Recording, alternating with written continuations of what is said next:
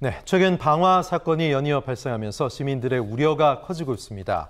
특히 불특정 다수를 대상으로 한 분노 표출형 방화 범죄가 늘면서 제도 마련이 필요하다는 지적이 나오고 있는데요. 오윤성 순천향대 경찰행정학과 교수 모시고 자세히 말씀 나눠보겠습니다. 교수님 어서 오십시오. 네, 안녕하세요. 네, 참 걱정스럽습니다. 6명의 안타까운 희생자가 나왔죠.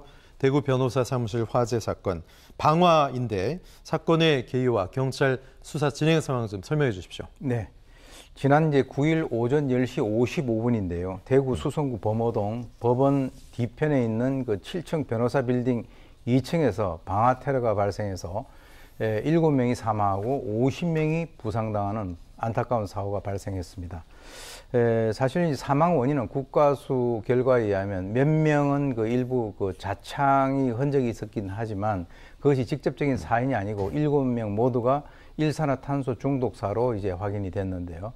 지금 이제 용의자가 사망한 그런 상태에서 경찰은 지난 그 이 범행 동기가 과연 뭐냐라고 하는 그런 측면에서 추정을 해보건대 바로 전날인 6월 8일 날 명예훼손으로 해서 200만 원의 벌금을 선고를 받았고요. 그리고 이제 이 사건이 발생되기 1시간 전에 민사소송에 패소했다라고 하는 것을 주요 범행 동기로 추정을 하고 있는 상태입니다. 경찰은 방화범의 이제 PC 그리고 휴대폰을 확보함에 따라 이 포렌식을 통해서 추가적인 그 수사를 진행하고 있는 그런 상황입니다. 네. 그런데 이 방화 용의자가 사망했습니다만 이 분노가 표출된 것이 시행사 대표가 아니라 시행사 대표를 변호한 상대 변호사를 찾아간 거란 말이죠. 네. 왜 이런 심리가 있었을까요? 글쎄 이제 이게 이 방화범이 지금까지 꽤 오랜 기간 동안 이제 송사에 그 이렇게 연관을 맺고 왔다라고 하는 사실이 밝혀졌고요. 네.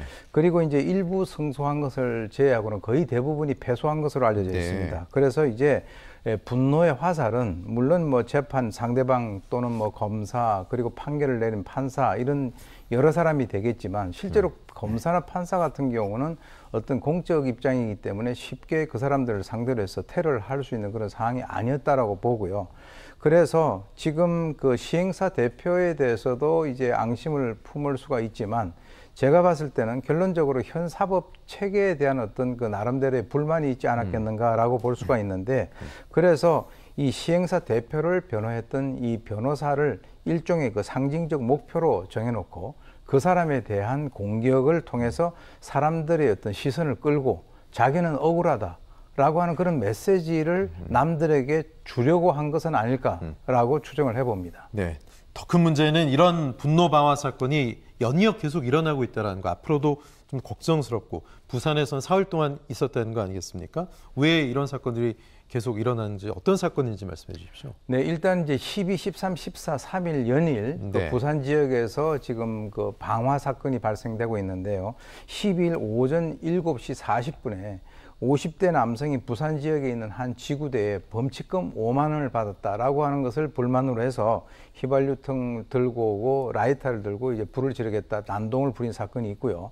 그리고 이제 13일 밤 11시에 부산에 있는 모 대학 기숙사에 약 그 20대로 추정되는 남성이 침입을 해서 화장실에 방화를 함으로써 기숙사에 있던 그 학생 900명이 대피를 하는 그런 어떤 소동도 있었습니다. 그리고 이제 14일 새벽 3시에 부산에 있는 한 콜라텍 업자가 같은 그 층에 다른 콜라텍이 개업을 한다라고 하는 그 사실에 대해서 불만을 품고 방화를 한 그런 상황이 있는데요. 이것이 이제 일종의 약간의 어떤 그 모방 범죄적 성격도 띠고 있는 것이 아닌가라고 생각이 들어요. 네, 실제로 방화 10건 가운데 4건 정도가 이제 분노에 의해서 화를 참지 못하고 불을 지르는 그런 경우인데. 미국은 사실 총기가 있기 때문에 그렇죠. 총기 난사라든가 총기 테러 이런 형태로 표출될 뿐이지 우리도 이제 방화 뭐 근본 동기는 비슷하다고 보거든요. 그렇습니다. 앞으로 더 걱정이 됩니다. 근본적인 해결법은 없을까요?